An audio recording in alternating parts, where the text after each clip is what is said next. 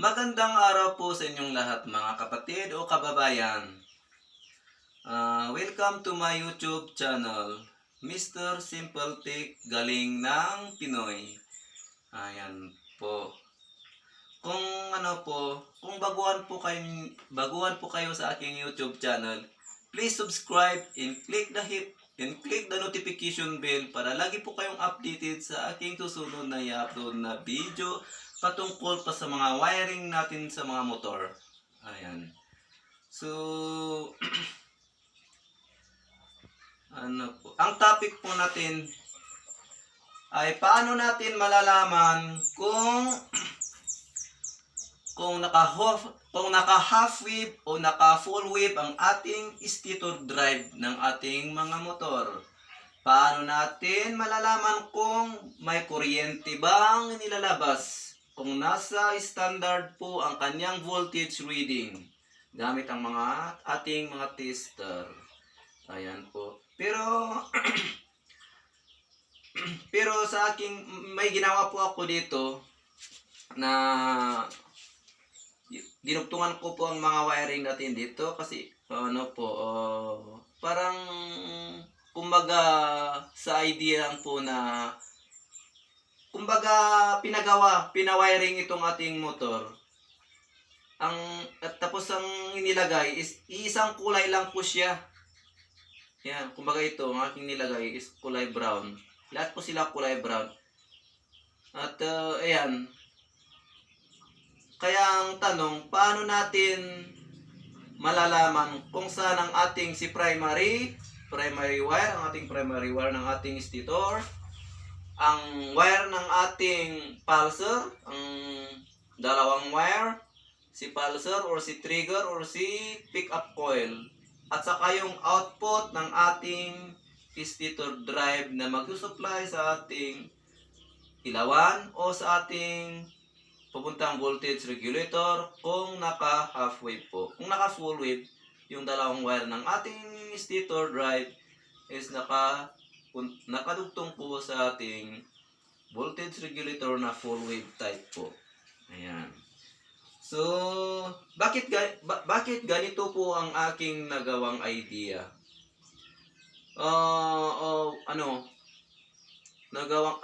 Ginawang parang project natin. Kumbaga, ang may-ari po ay pinagawa ang kanyang motor at yung gumawa naman ay binago ang kanyang wire at isang kulay po ang lumabas. Parang general wiring po niya at isang kulay ang kanyang ginamit. Kaya dito po sa ating gagawin ay yung kung pinalitan o binago ang ating wire at ang nilagay na wire ay isang kulay. Ayan po. Ayan. Punta na tayo sa ating topic is paano natin malalaman kung naka-full wave o half wave ang ating stator na ganito ang lahat ang kulay na inilagay. Ayan. So, hanapin natin si ito. Ito po, yung ating mga tester, si test lamp, si multimeter at si digital. Ang kanilang ground po ay kinabit ko na dito sa terminal sa wire body ground. Ito po yung nakakabit sa ating negative post po ng ating battery. Ayan po, naka-body ground po yan. Ayan, para mas madali nating i-check. Umpisa natin ang ating digital. Gagamitin natin ang ating digital. I-on natin. Ayan po.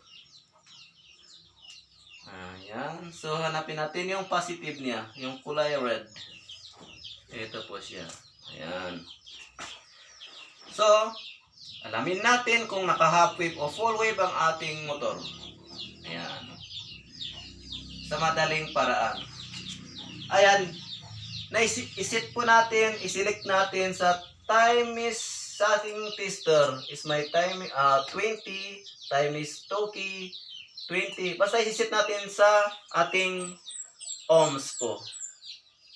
Ayan, kung sa yung ninyo, yung digital tester ninyo is naka ibang klase, ibang type po siya. Ilalagay lang na ninyo sa ohms po. Ayan. Ayan. Check natin. Naka-ground po ang ating mga test prod. Ayan. So ito, isa-isahin natin dito. Sa full wave, pag idikit natin yung isang, pag may sa isang wire dito, yung apat, dapat walang reading po siya. Yung isang wire, may reading. Ibig sabihin, ang ating stator ay naka-full wave type po siya. Ayan. So, umpisahan po natin tingnan kung naka-full wave o half wave ang ating stator drive. Ayan. Idikit natin dito sa isang wire. Paki-focus. Oil po siya. Zero line. Walang resistance. Ito po. Ayan. Isang wire. Wala din. Kabit natin sa... Dikit natin sa isang wire. Ayan. Zero line din. Walang reading. Yung isang line. Zero OL pa rin. Walang reading. Ito. Isang wire na natitira. Ayan. Meron po siyang reading. Ayan po. 0.32 po siya. Ibig sabihin, may reading yung isa. Ito po ang ating primary coil. Ayan po. Kasi sa full wave, hindi po naka-ground ang ating dulo ng ating mga yung secondary coil po niya. Ayan. Yung dalawa naman is yung para sa ating pulsar. Ayan po siya. So, ibig sabihin, ito po ay naka full wave type. Ang ating stator drive. Paano natin malalaman kung naka half wave ang ating stator drive? Bali ganito po rin ang ating gagawin. Ayan. Sa half wave naman, kung yung itong lima, kung may lima din na wire, pag naka half wave po, ang hanapin natin yung bali tatlo pong may reading po siya. Tatlong wire ang may reading. Kung tinis ninyo at may reading ang tatlong wire, ibig sabihin is naka half wave ang ating motor. Ayan. Kumbaga ito, walang reading ito. Isang wire, walang reading. Isang wire, walang reading. Ayan. Yung ibig sabihin, ang ano na yan, walang reading. Isa sa kay pulsar na yan, automatic. O kay trigger, o kay pick-up coil. Itong tatlo, ayan, kung itong tatlo, pag idinikit natin, ayan na, isipin natin na half wave yan. Pag idinikit natin yung ating test prod, at may reading po siya, pero, nasa 32 ang reading. Ayun po kanina, hanapin muna natin yung primary coil para mas madali nating, ayan, ito yung may reading, si primary coil. Ayan, si primary coil yan. Kumbaga ito, ayan, saan yun? Ito ba? Ayan, ito yung primary coil natin. May reading siya. Ibaba natin. Ito, tapos itong dalawa is yung walang reading. At yung natitira naman, pag tinest natin, pag may reading, ang reading niya is 0.00 or ilalagay natin ganun na lang. Pag may reading po siya, tapos 0.00, ibig sabihin, ito po ay ang ating stator drive is naka half wave. May continuity po siya. Yan. Yung isang wire din, ganun din, 0.00 ang ating reading. Pag naka-half wave po, ito po, example lang po, pero sa ating mga primary, pag kinabit natin, ito, tinis natin, pag may reading, 32, 0.33, 0.35, kasi naka-height, ang ating primary is naka-high resistance po siya. Ayan. Kaya ayan po, may reading po siya. Ayan. Yan po ang paano natin malalaman kung naka full wave o half wave ang ating motor. Ayan. Pero kung ang ating stator, yung kanyang wire is hindi po napalitan, madali po natin hanapin kung saan ang ating wire ng ating stator. Kasi kung lima, kumbaga yung lima na ito yung blue stripe white, green or green stripe white. Yan yung papuntang pulsar natin, wire ng ating pulsar or trigger o pick-up coil. Yung isa naman, yung black stripe red, ito po yung ating primary. At yung yung yellow or kulay blue, kulay yellow, kulay red, kulay pink, ganun po, light pink, ganun po yung kulay.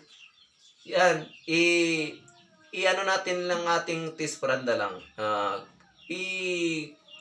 Idikit natin, kung bagay ito yung kulay dilaw or si kulay red, idikit natin yung isang ating test prod.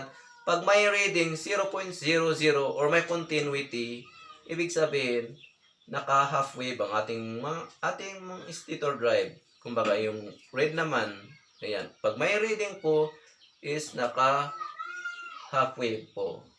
Pero kung walang reading, naka full wave po. Ayan. So, next,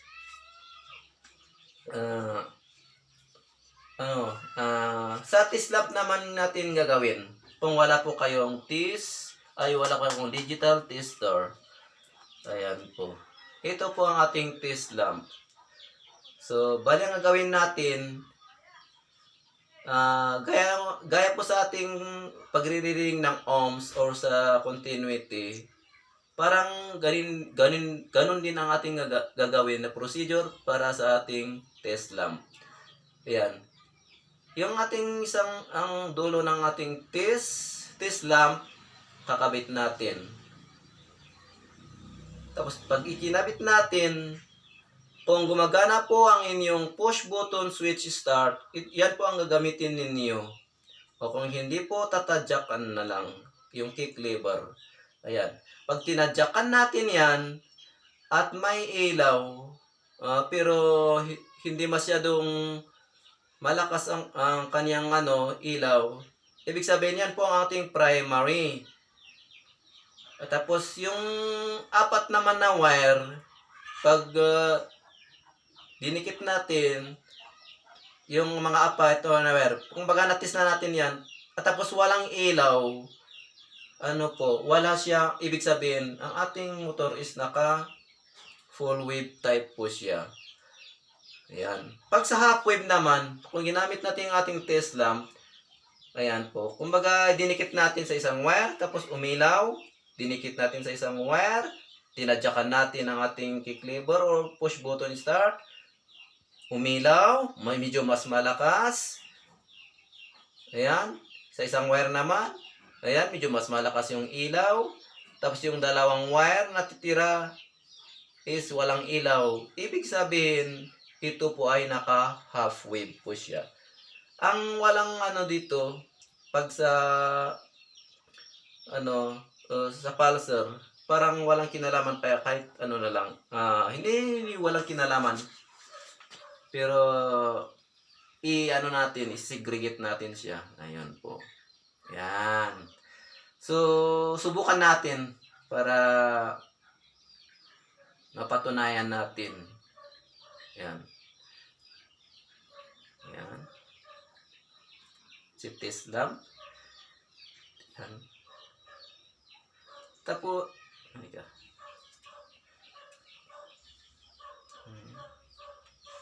ayan po.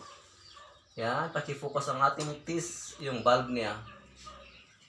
Ayan. Sa motor na to, wala po siyang push button start.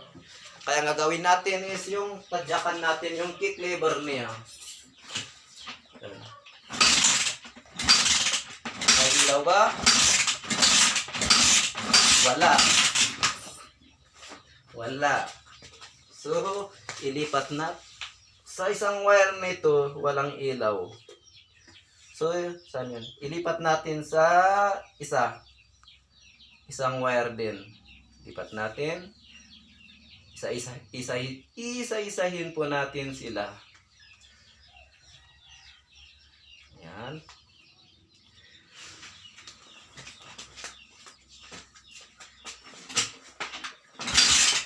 Ayan. Walang ilaw po. Next. Walang ilaw. Next. Ayan. Walang ilaw ng dalawa.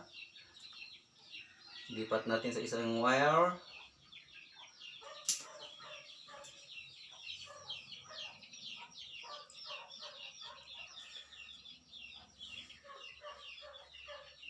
Ayan. Pasipukas yung bulb niya.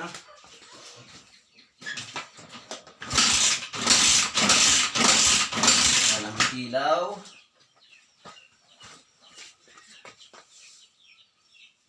Next. Lipat natin sa natitirang dalawang wire.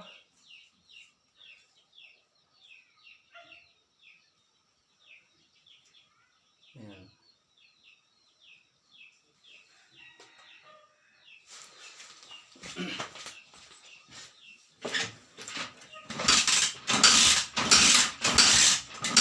May ilaw, wala na. Wala. At yung may isang natitirang wire natin. Yan. Lipat natin.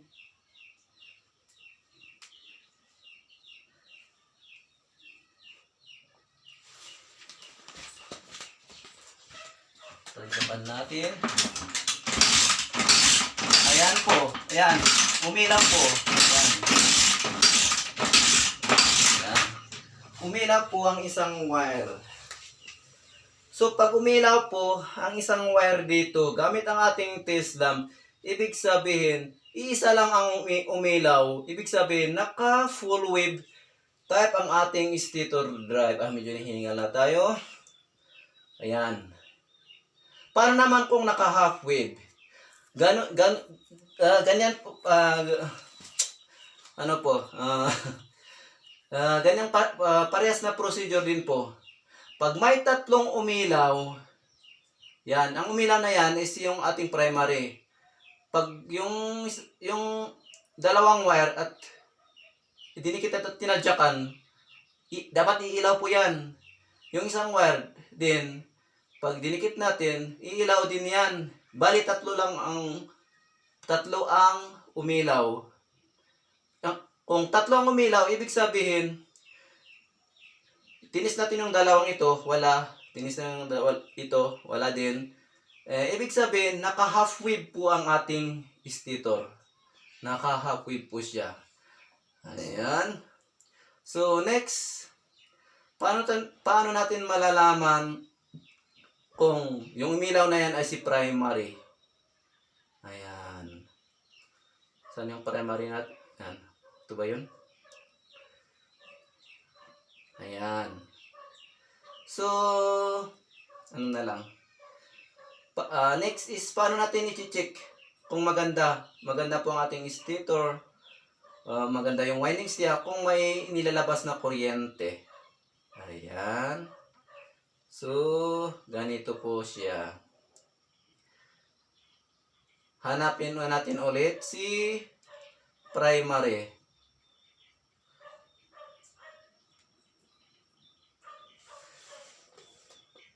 Yan. Tadyakan natin.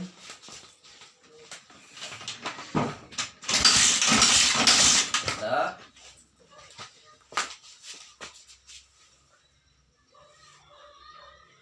Yan. Pero pag sa kung hindi po binago ang wire, madali natin hanapin si primary, yung black stripe red. At dito na natin ititest kung may ilaw po siya. Kung may umilaw man siya, is maganda po si primary.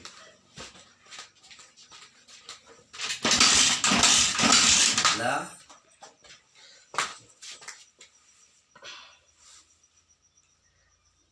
Yan. Wala itong dalawa. Baka ito siya. O ito. Hanapin. Basta hanapin natin si primary. Para alamin natin ang output ng ating stator, yung secondary coil ng ating stator.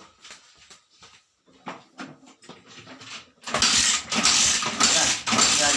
Nahanap na natin yung wire ni primary. Ayan po. Ayan. Ito po ang wire ng ating primary coil. Ayan po. Pag tinadyakan natin at may umilaw po ang ating test lamp, pero hindi masyadong malakas ang kanyang ilaw. Yan po, magandang natin yung primary niya. May kasi yan po ang supply na kuryente sa ating CDI. Sa CDI type naka-AC po siya. Naka-alternative current. Ayan. Next is hanapin natin ang output, yung dalawang wire ng output ng ating stator. Ayan po. So, bali ang gagawin natin, gamitin natin si test lamp. Yan, isigregate natin dito, ibaba natin si primary coil para hindi tayo mailigaw. May palatandaan na. Ayan. So, sa apat na ito, saan kaya ang mag-asawa? Kumbaga yung mag-asawa. Kasi yung si pulser may dalawang wire. Parang, ayan, ibig sabihin. Parang, example na lang sila mag-asawa. Sa output naman ng ating stator drive, ay, yung stator natin, yung secondary coil ng ating stator, yung output niya, dalawa din yung kanyang output. Kaya, parang mag-asawa. Kaya, hanapin natin sa apat na ito kung saan yung mag-asawa. Okay. Gamit ang ating test lamp. So, ito po. Kabit natin dito. Ayan. Tapos, yung isang wire natin dito is i-ground natin. Yung ground ng ating test lamp. Kaya tanggalin natin siya. Ito po, yung ground ng ating test lamp. Yan po. Sa apat na wire na ito, yung isang wire nakakabit sa test lamp natin at yung isang wire ikakabit natin. Hanapin natin yung kanyang asawa. Pag umilaw po yan po ang mag-asawa. At kung hindi umilaw naman, yun yung mag-asawa din. Yung hindi umilaw na magpares. At yung magpares naman ay iilaw. Ayan po. Bali, dalawa yung natirang wire. Ayan. Ayan po. Tadyakan natin ulit. Ay, naku, tsambahan natin Yan po, tsamba. Natsambahan natin yung kanyang wire. Ito, magpares. Ayan. Ibig sabihin, umilaw po yan. Yan po ang output ng ating stator. Ayan po. Yung dalawang natira is yung yung sa pulser na yan. Automatic pulser na yan. Ayan. Hindi po ilaw yan kapag tinest natin. Pero subukan natin para to see is to believe. Kabit natin yan.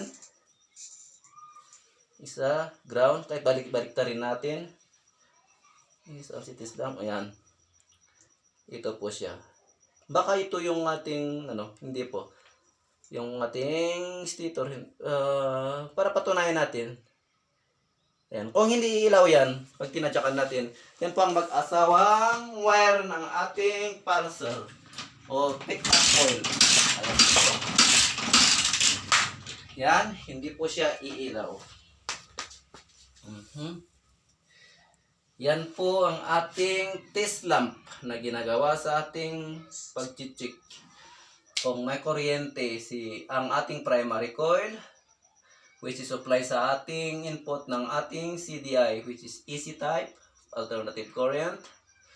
Yung dalawa, yung walang ilaw, yung pulser, kumbaga yung pulser natin, sa pulser. At yung dalawa naman, umilaw, is sa ating,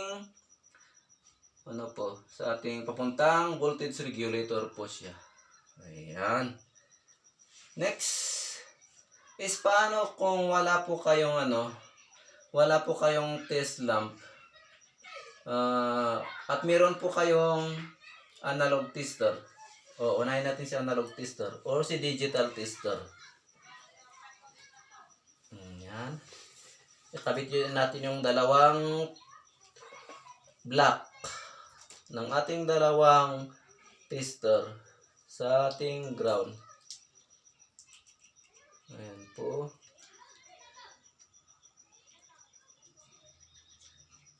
Kabit natin para mas madali natin i-check.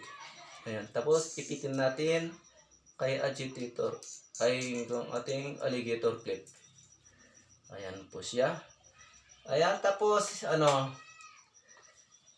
bali ang ating kuryente dito is AC po siya. Naka-alternative current po.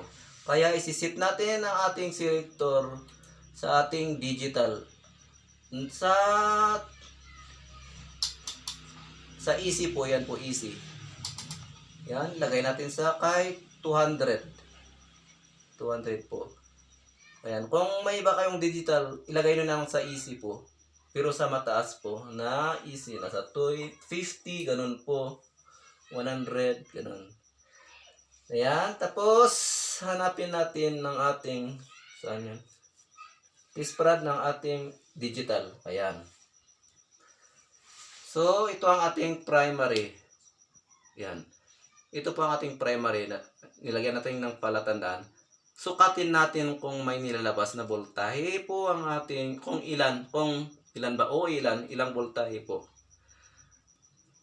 Dapat ang voltahe na nilalabas ng ating primary is nasa 14, 15, 16, 17, ganun po. Pero kung masyadong baba po na po siya, is nasa 6. Ang pinakamataas niya ay 6, 7, 8. Is hindi na maganda ang ating primary coil. Ayan. Tapos tadyakan natin siya kasi wala tayong push button. Start. Sukatin natin kung ilang voltahe ang nilalabas niya. Pinakamataas po. Katan kangatuan may ilang 68. Ah? 68. 68 ba? Point saan natin yung nakalagay yan? Sa 220. Ay, mataas masyado yan ah. O nga, sa... Ayan. Sige, ulit.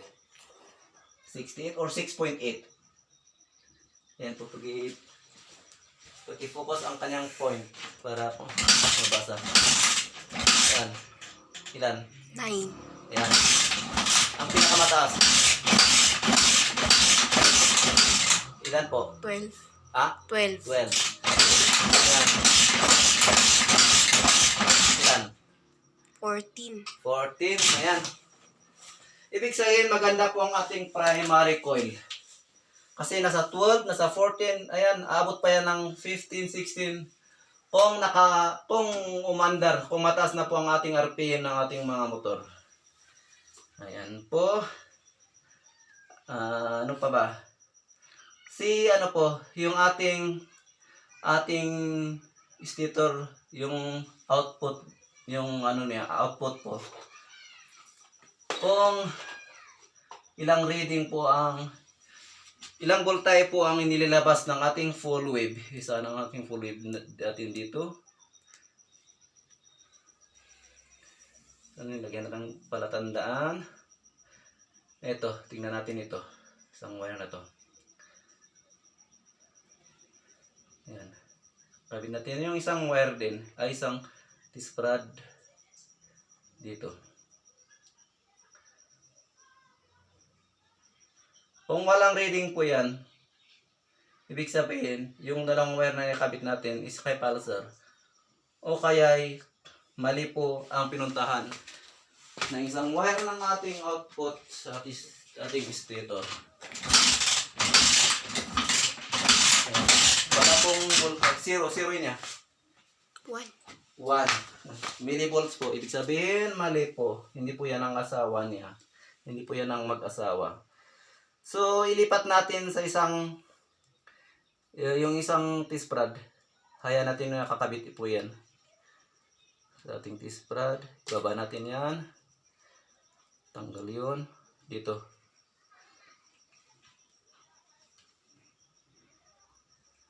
Kabit na natin. Kabit natin yung natanggal na kulay red. Ayan.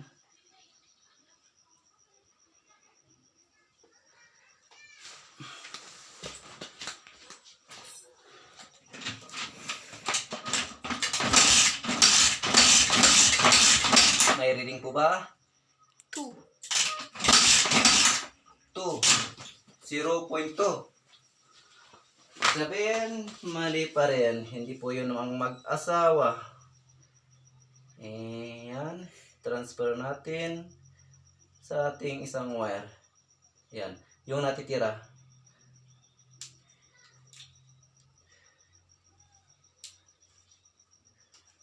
Yan. Ito po.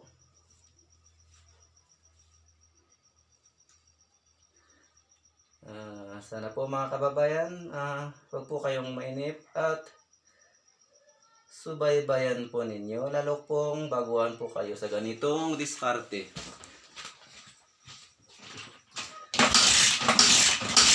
Ano ba labas ba? 0. 0. Yan. Ibig sabihin, hindi po yan ang ating output. So, itong dalawa, ang ikabit natin, is yung siguro itong ating pulsar. Yan. Pulsar yan. So ito. Ito ang primary natin kasi nilagyan natin palatandaan. So ito walang reading. Millivolts lang. So subukan natin itong dalawang wire. Kung ito po ang ating output ng ating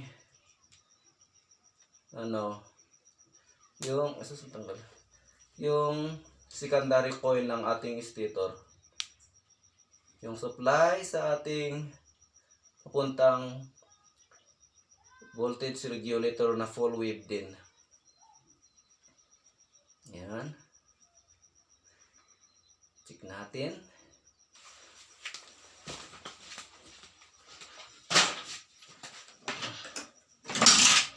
Narinig ko ba? Wala.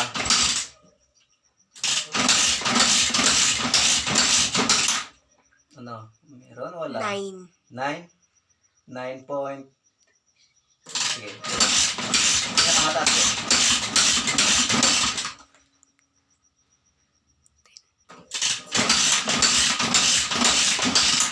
Meron po? Ito po. Dito po tayo mag-focus. Nagna-9 po siya. Yung 0. Hindi. Yung iuho ko din dito. Kasi 9 point something. Ganun po. Okay. Meron. Meron pa, wala. 9.5. 9.5. Ayan. Nahanap na natin ang output ng ating stator na full wave. Ayan po. Saan yun? Ito po siya. Ito yung dalawa. So, ito yung output natin. So, patunayan natin sa ating tester, yung test light natin. Yan. Ang isang ground dito, wala po. Hindi po natin i-ground ang ating, kasi full wave type po siya. Ayan. Kahit balibalik na rin natin kung saan wire natin ikakabit ito. Ito po yung ating stator. Output. Kabit natin. Subukan natin. Kasi sinubukan natin. May lumalabas na 9.5. Pero tataas po yan pag nakaandar po ang ating motor. Siguro kung mataas ang kanyang RPM, tataas po yan ng 11, 12, 13 po. Ganun. Pero subukan natin sa ating T-slam kung malakas ang kanyang ilaw. Ayan po. At kung ito yung mag-asawa. Ayan. Tadyakan natin. Ayan. So, ayan po. Ayan po ang ating full wave. At ating pagre-reading ng ating mga wire. Ayan po siya. So, sa analog tester, kung analog tester ang yung ginagamit, Katay oras sa 35. 35, ano, taas-taas na ang ating, 35. Sa analog tester, ganun po. Parehas na procedure. Kung baka isisit natin ang ating tester select natin sa time is 1. Ayan. Kung hahanapin natin, kung paano natin malalaman kung naka full wave o half wave ang ating motor, kung ganito ang kulay, isang kulay lang, ganun din po. Pag dinikit natin itong isang test prod natin, tapos ibabody ground natin yung test prod ng ating isang analog tester, pag-focus, ayan, wala po siyang reading. Hanapin na, ay meron po siyang reading. Yan po. Ibig sabihin ito, may reading po siya, pero mataas ang kanyang reading. Dito po siya, is nasa 200 po. Ay, 100 ata yan. 100 yan? 200. Paki-check. 200. Dito po, pag sa ohms tayo magre-reading, dito po sa pinakamataas na numbers. Pag pumunta dyan, ibig sabihin 0. Ayan, 0 pakaliwa po. Ayan po, check natin ulit. Kasi, ayan. Ang sabi ko kanina, naka-high resistant po ang ating primary coil. Ayan po. Ibig sabihin, primary coil na yan. Subukan natin kung walang mag-reading dito. Sa ating full wave. Full wave type. Ayan. Dikit natin sa may body ground. Ayan po, walang reading. Palit sa isang wire naman. Tingnan natin kung may reading. Babody ground natin yung isa. Ayan. Walang reading. Hindi po nagpapalo. Ito po yung isang wire. Dikit natin. Ayan. Hindi nagpapalo ang ating pointer. Ayan. Yung isang wire. Dikit natin sa body ground. Hindi rin nagpapalo. Ibig sabihin ang ating motor is naka full wave po siya. May isa lang may reading at saka ang kanyang reading is mataas. Ibig sabihin yun ang ating primary coil. Ayan po. Paano kung na half wave din? At ang gamit natin is multimeter na analog. Ayan po, ganito rin siya. Pag idinikit natin isang wire, kumbaga ito na, siniparit natin si primary coil. Nahanap natin yan. Idinikit natin siya at may reading po siya. Nagpalo yan, nag-0 po siya. Pumunta yung kanyang resistant, yung reading niya is 0. Ibig sabihin, ito po yung half wave natin. Yung isang output ng ating stator. Tapos, baba natin. Tilapit natin sa isang wire. Pagka tinlapit natin at dinikit natin sa body ang ating T-sprad at may nagpalo din. May deflect ang ating pointer at naging 0 po siya. Pumunta doon ng 0. Ayan. Dalawa po yan. At ibig sabihin, ang ating motor is naka half wave po siya. Yung dalawang wire, ito, subukan natin. Kumbaga sinubukan natin at walang reading. Yung isang wire, din, subukan natin sa isang wire at walang reading. Ibig sabihin, ito yung pulser, yung papuntang pulser natin o pick up oil. Ayan. Yan po ang ating half wave. Ayan po. At sana po mga kababayan, pasensya niyo po kung medyo nabubulan na lang po ako kasi hindi po ako lahing Tagalog at hindi ako masyado sa pananalita ng ganyang dialect. Okay. Yan po ang ating pag-check ng ating stator drive gamit ang ating test lamp, digital, at saka ano po siya. Ay, paano naman sa dito? Paano tayo magsusukat ng kuryente gamit ang ating analog tester? Ayan po. Isisit natin sa AC. Sa 50 po, AC. Alternative current. Kaya ang sabi ko, ang ating stator at si magneto, pag nagtalik po sila, is nagpo-produce po sila ng kuryente. Ayan. Ito ang ating primary. Ayan. Idikit natin yung positive po niya. Positive test prod natin. Yung kulay si red. Ayan. Okay, medyo na siya. Ayan. I-reading po natin kung may reading siya. Ayan.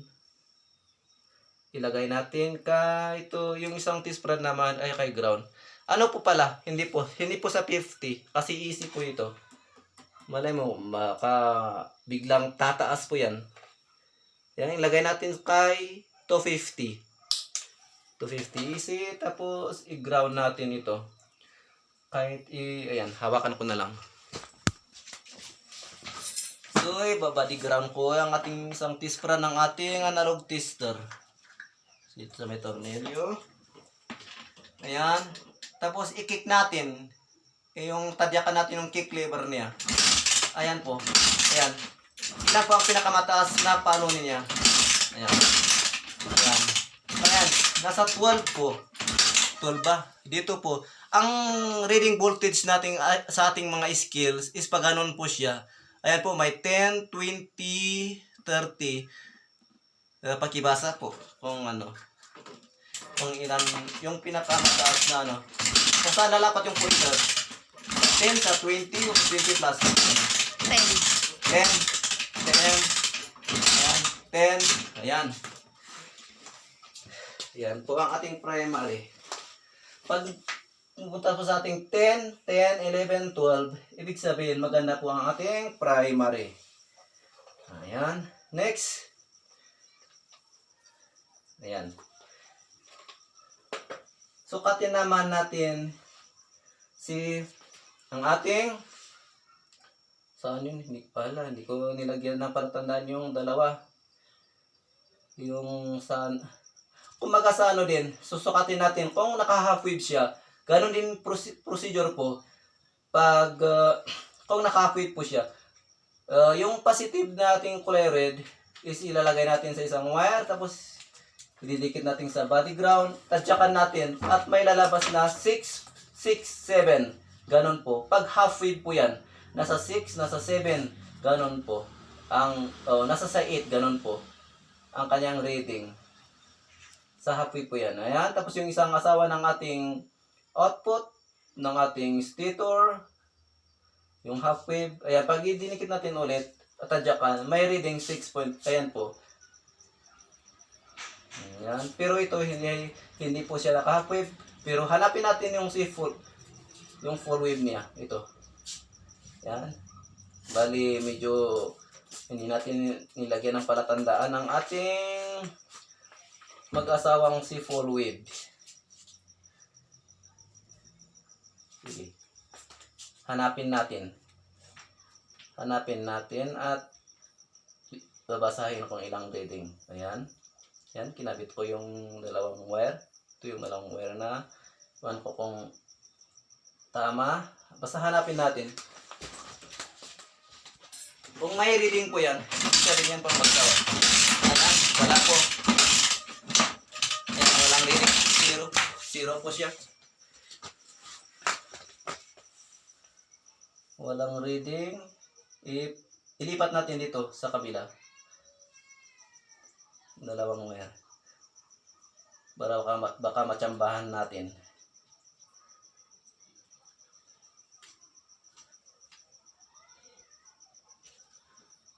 Yan. Kunin natin siya. Yan. Kabit natin ito. Tapos tatadyakan ulit. Ayan. Tingnan natin para hindi magkadikit ko. Hindi na pati-focus. Ang ating skill wala po. Ibig sabihin, mali po. Hindi po rin yung mag-asawa. So, ang gagawin natin is hayaan natin yung isang teaspoon na nakadikit. Ayan po, wala po dito. Yung nating kinabit natin kanina, wala dito. Ibaba natin para mas madaling dating hanapin. Is either ng wire na to, itong asawa niya o dyan. Yan, yung isang wire. Balik dala asawa ng tira. Ibaba natin. At ikabit natin dito. Hanggat hanapin natin yung kanyang asawa. At may reading. Wala po. So, Saan nga natin? Ito, ibaba natin ulit ito. Kasi hindi po ito ang kanyang asawa. Ito ang natira.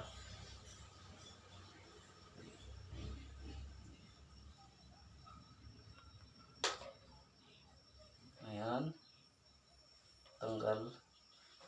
Kabit natin yung kulay red din.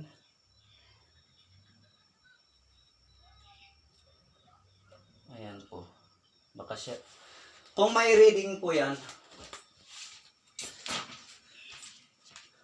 Sige. Tignan natin. Baka pa rin. Saan po natin nakalagay? Ay ano po, ilagay natin sa time is sa 50-50 po. Kung hanapin natin, kasi kung sa primary, lagay natin sa 200. Pero sa ating sa output is ilagay natin sa 50 para ma-reading niya. Ayan, pinapahirapan nito si Korimowski. Ayan. Subukan natin ulit itong isang wire. Sa madali, para mahanap natin na hindi ko na ilagay na lang natin sa sa continuity or sa buzzer. Buzzer. Check natin kung buzzer. Ayan. Yan, para sa madali nating hanapin. Saka natin i-reading ito. Isang wire, dikit natin sa isang T-sprad. Ayan. Pag nag-buzzer po, yan po ang kanyang asawa. Dito. Kabit natin dito. Ayan, tsambahan. Ito, ibig sabihin ito yung mag-asawa. Try natin sa isang wire. Walang tunog, walang buzzer. Sa isang wire, walang buzzer din. Kaya ibig sabihin ito yung mag-asawa. Yung output natin. Ito naman, magbabuzzer ba? Yung dalawang wire natira, hindi po. Ayan. Ibig sabihin, ito po yung pulsar natin. Pero pag inilipat natin sa time is 1, kasi high, yung ating yung ating pulsar sa resistant is medyo mataas din. So, tingnan natin itong matirang resistant natin kung ayan po. Nasa 200. Ayan, ibig sabihin ng ating pulsar yan, mataas ang kanyang resistant. Po. Ito, tingnan natin yung yung magkasawang output ng ating stator kung may reading siya. Pag sa ohms natin inilagay, ayan po, nag-0 po siya. Ibig sabihin, walang resistant. Ibig sabihin 0. Ibig sabihin ito yung mag-asawa. Ayan, ito po ang ating output. Ito, i-reading natin, i-reading natin dito sa ating analog tester.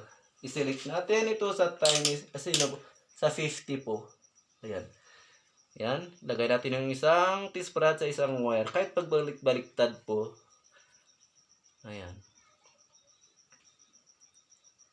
Ayan po.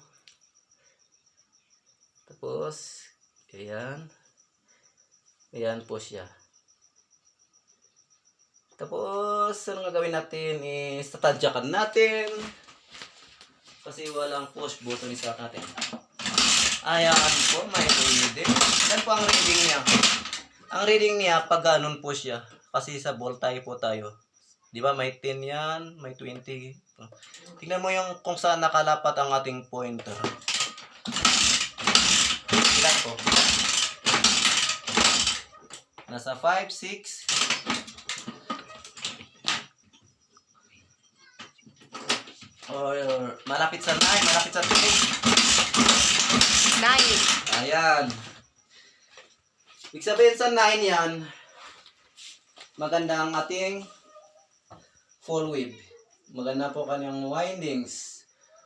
Ayan. Wala na po siguro. Mas mahaba-haba ng ating video. Ganun po. Paano diskarte? Paano diskarte? Mag-reading ng ating voltahe. Mahanap kung saan yung ating si pulsar, yung kanyang wire, kung nabago po ang ating mga wires. Kung hindi naman nabago ang ating mga wires, at hanapin natin, paano natin malalaman kung naka-fully half wave? Paano natin ititest kung ilang voltahe po? Ayan po, sa color coding po niya, hanapin na natin yung mga color coding niya. At yun po, dyan po natin edidirekta ang ating mga, kung ititest po natin. Ayan. Yan po mga kababayan. At sana po, pasensya po, at sana po may natutunan po kayo sa aking diskarte sa pag-check ng ating mga motor, sa ating wiring sa mga stator po. Ayan po. Maraming salamat po at sa magandang gabi o magandang araw sa inyong lahat. Ayan po. Yan, paki-off na natin.